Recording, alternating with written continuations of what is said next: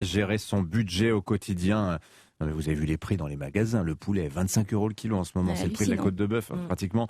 C'est un défi, surtout face à l'inflation. Et ça s'apprend, la gestion de son budget au quotidien et dès le plus jeune âge. Oui, et c'est justement le but de la semaine de l'éducation financière, 11e édition organisée par la Banque de France en ce moment dans les écoles. Conseil numéro 1, ne pas dépenser tout son argent de poche en cartes Pokémon. Bon, il n'y a pas que ça. Lucie de Pertuis a participé à un atelier avec une classe de CM2. Est-ce que vous gagnez de l'argent? À quoi sert l'argent? Quelle forme peut-il prendre? Ou comment gérer un budget?